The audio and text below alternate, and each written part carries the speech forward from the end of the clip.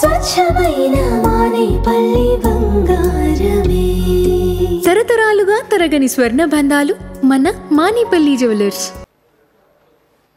సమయం 10:10 కావచ్చింది అధ్యక్ష. ఈ సెషన్లో ఏ ఒక్కరోజు కూడా అసెంబ్లీ 10 అంటే 10 గంటలకు స్టార్ట్ కాలేదు.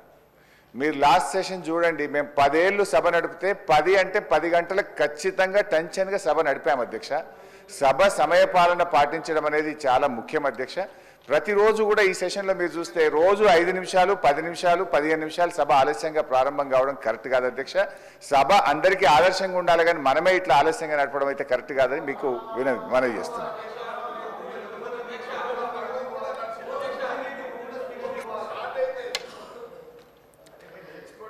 రైతు భరోసాపై స్వల్ప వ్యవధి చర్చ.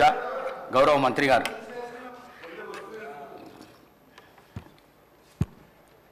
అధ్యక్ష, ఈనాడు అతి ముఖ్యమైనటువంటి రాష్ట్ర రైతాంగానికి అదేవిధంగా రాష్ట్ర అభివృద్ధికి తోడ్పడేటటువంటి వ్యవసాయానికి సంబంధించినటువంటి రైతు భరోసాపై స్వల్పకాలిక చర్చకి అవకాశం ఇచ్చినటువంటి స్పీకర్ గారికి, సభ్యులకి అందరికీ ధన్యవాదాలు తెలియజేస్తా. అధ్యక్ష, 18-19 ఆనాటి ప్రభుత్వం రైతు బంధు పథకాన్ని ప్రారంభించింది అధ్యక్ష. ఈ పథకం మొదటగా 4,000 రూపాయలు ఎకరానికి చొప్పున పంటకి అదేవిధంగా 2 దఫాలుగా నమోదు చేసి భూ యజమానులకు అదేవిధంగా ROFR పట్టాదారులందరికీ కూడా 19-20లో ఈ సహాయాన్ని 5,000కి పెంచడం జరిగింది అధ్యక్ష. ఈ పథకం ధరణి పోర్టల్లో లభ్యమయ్యే భూమి హక్కుల రికార్డుల ఆధారంగా నిర్ణయించబడింది అధ్యక్ష. కావున భూమి కలిగిన వారు సాగు చేయకపోయినా ఈ పథకానికి అర్హులయ్యారు అధ్యక్ష. ఈ రైతు బంధు అమలు చేసినటువంటి విధానం వ్యవసాయ శాఖకు లబ్ధిదారుల పేరును మార్చడం లేదా CCLA నుండి అందిన భూమి విస్తీర్ణంలో మార్పు చేయడానికి అనుమతి లేదు అధ్యక్ష.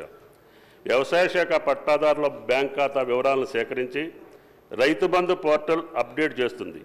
ఆ ప్రకారంగా RBI యొక్క ఈక్యుబేర్ ప్లాట్ఫారం ద్వారా భూమి యాజమాన్యం విస్తీర్ణానికి అనుగుణంగా రైతుల బ్యాంక్ ఖాతాలకు నేరుగా ప్రయోజనాలు బదిలీ చేయబడుతున్నాయి అధ్యక్ష. ప్రతి పంట కాలానికి ముందు CCLA కమిషనర్ నుండి గిరిజన సంక్షేమ శాఖ నుండి సేకరించిన పట్టాదారుల డేటా మరియు ROFR పట్టాదారుల ఆధారంగా ఈ పథకం కింద సాయం అందించడం జరిగింది అధ్యక్ష. ఈ పథకం ప్రారంభం అయినప్పటి నుండి 12 సీజన్లకు గాను 80,000 కోట్ల 453.41 కోట్లు రైతు బంధు కింద రైతులకు విడుదల చేయడం జరిగింది అధ్యక్ష. అయితే 23-24కు సంబంధించినటువంటి సహాయం 7,625.14 కోట్లు మాత్రం మా ప్రభుత్వం చెల్లించింది అధ్యక్ష. 18 వరకు పంటల సర్వే రెవెన్యూ శాఖ ద్వారా జరిగేది అధ్యక్ష. అందులో గ్రామం వారీగా పంట వారీగా విస్తీర్ణాన్ని కంటి అంచనాలతో ఉజ్జాయింపుగా చేసేవారు.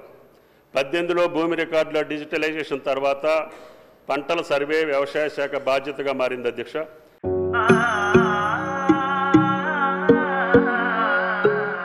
మనసైన మేని ఛాయా బంగారమే,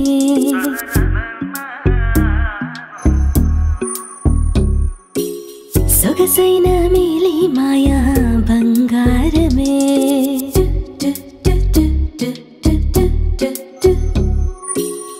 అనుబంధాల హారం బంగారమే, అనురాగాల తీరం బంగారమే, నవ్యమైన నాణ్యమైన స్వచ్ఛమైన మానేపల్లి బంగారమే.